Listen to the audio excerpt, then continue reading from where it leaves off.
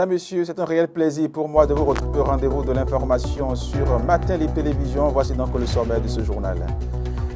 Le parti politique Les Démocrates en pleine dynamique organisationnelle, la coordination nationale poursuit ses travaux ce mercredi au lendemain d'échanges avec la force Cori pour un Bénin émergent en toile de fond, les enjeux politiques et la préparation du Conseil national annoncé pour ce samedi. Vous entendrez notre explication du député Kamal Wassangari, invité de l'émission Matin Libre Politique.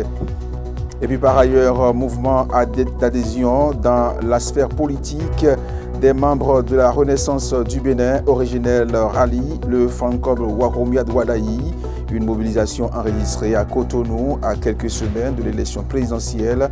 Reportage également à suivre dans cette édition. Voilà pour le sommet, le développement, c'est pour tout de suite.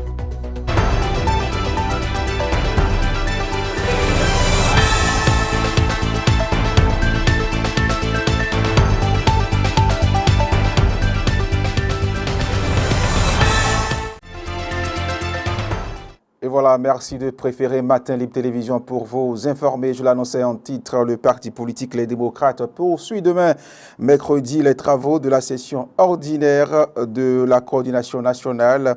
Elle se tient au lendemain de la rencontre tenue entre les responsables du parti et ceux de la Force Cori pour un Bénin émergent FCBE, une séance autorisée à la dernière séance de la coordination nationale. Kamal Wassangari, député de la 9e législature, explique le bien fondé de cette décision et parle de la tenue du Conseil national qui se tiendra samedi prochain à Cotonou. Il a été reçu sur l'émission Matin Libre Politique par Romuald Drouy et Jean-Marie Kedoulou. Le parti Les Démocrates ne prend pas part aux élections. Il a été dit que si un candidat écrivait au parti, cherchait à discuter avec le parti n'hésiterait pas à discuter avec tous les candidats. C'est vrai qu'on sait qu'il y a deux candidats parce qu'on est en politique, on est un parti politique régulièrement constitué. On n'est pas un mouvement politique ni des individus. Nous n'avons pas de problème de personnes avec les acteurs politiques, même si nous ne pensons pas de la même manière. Rien ne nous empêche, entre Béninois, de nous asseoir pour discuter. Nous allons écouter pour voir ce que les gens disent et aller à la base avec notre débat pour voir quelles sont les décisions que nous pouvons prendre. Et c'est pour cette raison, on n'avait même pas encore pris une décision quand le candidat Oumpe du parti FCBE a saisi le parti et la coordination a demandé à ce qu'on le reçoive. Nous entendons, je ne suis pas dans la direction pour savoir si les autres candidats aussi ont saisi, mais la stratégie c'est de recevoir les deux. Non, ceux qui vont nous saisir, de discuter. Peut-être que la saisie variera d'une manière ou d'une autre, on ne sait, mais on va discuter avec les candidats. Et nous allons rendre compte cette fois-ci, pas à la coordination nationale, mais au Conseil. Parce que le Conseil national est beaucoup plus vaste. C'est combien de membres? C'est plus de 177 membres. Parce que le Conseil est constitué de 117 coordonnateurs communaux, des 24 coordonnateurs de circonscription et des 89 membres du bureau de la coordination nationale. C'est vrai qu'avec les départs, on doit être à près de 80 membres de la coordination nationale. Donc c'est un mini-congrès. Donc c'est plus large. Et c'est la décision que les congressistes prendront en ce moment. Cette décision s'appliquera. Oui, le Conseil national, c'est-à-dire que est-ce que vous allez procéder donc à la désignation du nouveau président du parti et puis pourvoir aux autres postes vacants, qu'est-ce qui se passera? On dit en deux congrès, oui. Chaque année il faut organiser un Conseil national. En 2026, c'est le premier conseil qu'on va organiser et ce conseil permet de régler certains problèmes avant d'aller au congrès. Certes, nous avons plusieurs problèmes tapis. Certes, c'est vrai que le premier a quitté, là il est démissionnaire. Et au lendemain de la coordination nationale qui se tiendra le mercredi, on va finaliser l'ordre du jour du Conseil national. Et c'est en ce moment qu'on va valider tout ce qu'on aura à faire lors du Conseil. Mais ce que je sais déjà, c'est que le Conseil va parler aussi, prioritairement des nouvelles orientations que le parti pourrait prendre pour le futur. Très bien. Et vous êtes membre du comité qui a travaillé quand même sur tout ceci. Est-ce que vous avez donc un duo de candidats en tête pour tout de même le positionnement? Non. Vous ne serez pas actif pour la campagne électorale quand même? Non, je ne peux le dire parce que je suis toujours fidèle à la décision de mon parti. Je ne sais pas quelle décision prendrait mon parti si je me plais à la décision du parti. Oui. Donc, à l'heure où je vous parle, personne ne peut, moi personnellement, je peux dire si je serai actif ou pas. J'attendrai le conseil national et ensemble, nous allons prendre une décision.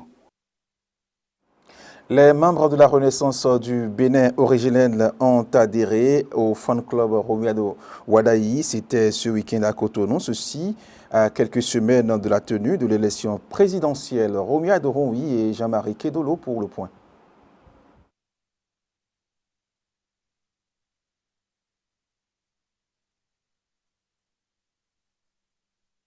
Le fan club Romuald Wadayi franchit donc un nouveau palier dans sa mobilisation. Ce dimanche, le mouvement a officiellement accueilli les militants du parti La Renaissance du Bénin originel. Ce ralliement stratégique illustre la volonté de ses anciens héritiers de la lignée Rouzerouet de faire bloc derrière celui qu'ils considèrent désormais comme le porte-étendard naturel de la mouvance présidentielle.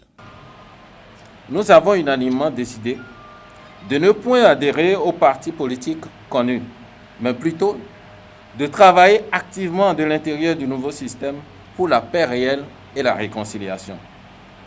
Cette position s'inscrit également dans la voie tracée par notre patriarche, son Excellence le Président Nicéphore Dieudonné Soglo.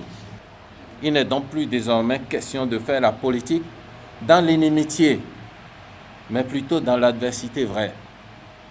Par conséquent, c'est en toute responsabilité que nous, RB originel, adhérons ce jour, dimanche 15 mars 2026, au mouvement politique Fan Club Romuald Wadayi.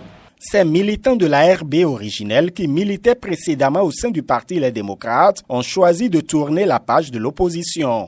On est dans l'ensemble très content de cette cérémonie d'adhésion aujourd'hui parce que ce désir ne vient pas unilatéralement de nous. Ça a été une demande officielle venant de la base. Parce que nous avons eu à travailler pendant longtemps avec un groupe et par la suite, on a vu ensemble les résultats du Parti Les Démocrates qui a été purement négatif. Mais après plusieurs réunions avec la base a décidé qu'il faudrait quand même qu'on se rallie avec un groupe de Romuald Wadayi pour pouvoir apporter aussi notre contribution à la construction de ce pays. De point de vue chiffré, il y a des dizaines de mouvements comme ça qui nous ont rejoints. Et vous savez, il y en a qui ont fait l'option de ne pas faire de tapage, de ne pas se montrer et travailler. Ils attendent à travailler jusqu'au niveau de leur base pour que l'adhésion soit plus légitime, plus formelle et plus intéressante pour eux. Les hauts responsables du fan club Romuald Wadayi n'ont pas caché leur satisfaction face à cette vague d'adhésion. Vous êtes les héritiers d'une tradition politique importante dans notre pays. Une tradition marquée par l'engagement, la loyauté et la fidélité aux valeurs de dialogue, de rassemblement et de progrès. Votre parcours politique et votre attachement à ces idéaux forcent le respect et l'admiration. En choisissant aujourd'hui de fédérer vos énergies avec celles du fan club Romuald Wadayi, vous démontrez que la politique peut et doit être un espace de convergence des volontés au service de l'intérêt supérieur de la nation. Le fan club Romuald Wadayi ne se contente plus de soutenir, il s'impose désormais comme une force de frappe incontournable, prête à transformer cette ferveur populaire en un plébiscite dans les urnes au soir du 12 avril prochain. Et voilà, après les inquiétudes exprimées par les habitants du quartier Gbilompo dans le 10e arrondissement de Cotonou, à la suite de notre précédent reportage sur la situation qui prévaut dans leur quartier. La situation a bien évolué. Les échanges ont été engagés entre donc les populations et les responsables du programme d'assainissement pluvial de Cotonou, permettant d'apporter des clarifications sur les rues réellement concernées par le projet, dans des précisions qui viennent donc lever une partie des incompréhensions. Suivons donc ce commentaire. Après notre reportage constat consacré aux inquiétudes des habitants du quartier Gbénokpo dans le 10e arrondissement de Cotonou, des démarches ont été entreprises pour mieux comprendre la situation et rétablir le dialogue entre les populations et les responsables du programme d'assainissement pluvial de Cotonou.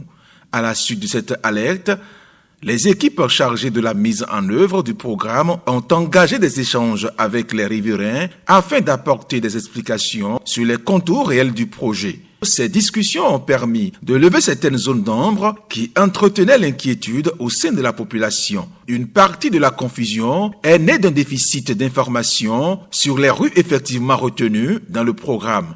Après vérification et concertation, il ressort que parmi les 3 rues évoquées par les populations, seule la rue 10066 est officiellement intégrée au projet et fera donc l'objet d'aménagement dans le cadre du programme d'assainissement pluvial de Cotonou. Une précision qui apporte aujourd'hui un certain apaisement chez les habitants qui redoutaient d'être totalement exclus des travaux d'infrastructure. Le PAPC invite d'ailleurs les populations à s'informer davantage sur les différentes composantes des projets en cas de doute à travers sa ligne verte, le 01 94 04 80 80. Avec ces clarifications, les malentendus semblent progressivement se dissiper.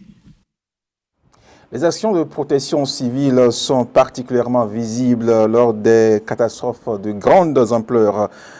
Pourtant, dans notre quotidien, ces équipes sont au cœur des services d'incendie et de secours. Une lumière est faite sur cette institution qui contribue fortement à la gestion des catastrophes naturelles dans nos localités. Une journée donc d'ailleurs dédiée à la protection civile tous les 1er mars. Anna Adegbola donne ici des précisions sur cette journée. La journée internationale de la protection civile est une journée ayant pour but de mieux faire connaître les missions de la protection civile auprès du grand public. Ses objectifs sont multiples. En premier lieu, cette journée invite à sensibiliser le public et aider les populations à mieux se préparer aux catastrophes naturelles. C'est aussi l'occasion de valoriser les acteurs de la protection civile. Il s'agit entre autres des sapeurs-pompiers, secouristes et bénévoles qui interviennent pour sauver des vies chaque jour. Une autre de ses objectifs, c'est d'initier la population à des mesures de sécurité ainsi qu'à l'appel des secours en cas d'incident. Les catastrophes ne connaissent pas de frontières. Cette journée favorise la collaboration entre pays pour améliorer les systèmes de secours et d'alerte. La sécurité est l'affaire de tous. Autorités, professionnels et citoyens doivent travailler ensemble pour prévenir les risques et protéger les vies. Et parlons artisanat avant de clore cette édition. Hier comme aujourd'hui, la coiffure demeure l'un des reflets les plus éclatants de la beauté humaine. Pour de nombreuses femmes, elle est bien plus qu'un simple soin. Rien n'est trop beau ni trop coûteux pour sublimer donc sa chevelure et affirmer son éclat. Mais quelles sont les tendances de coiffure aujourd'hui? Élément de réponse avec Kassiratou Chitou et Toussaint Boussa. L'un des attraits caractéristiques de la beauté humaine est la coiffure. Les tendances actuelles n'ont rien à voir avec celles des générations antérieures. Pour mieux appréhender les tendances d'aujourd'hui, nous nous sommes rapprochés d'une spécialiste de la coiffure. Voici ce qu'elle en dit. Coiffure sin côté actuellement disons pose bleu ML de tam. Bolo coupe pareil. Actuellement au niveau de la coiffure, les poses perruques font tendance. À cela s'ajoutent les coupes. Avant, c'était les tissages mis en plis et chillons. Mais disons, pose owa, boa banou délai. Bo délai et son bleu blé moi. Donc pose owa en tête dimo. Et non bleu de coiffure sin côté ta on pose owa et non bleu kanjiti.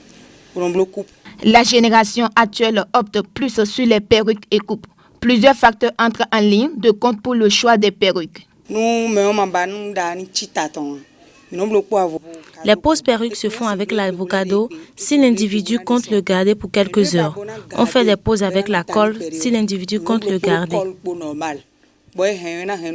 Au moins une semaine. Les jeunes optent pour des poses de perruques au détriment des coiffures et tresses africaines très prisées dans l'ancienne génération.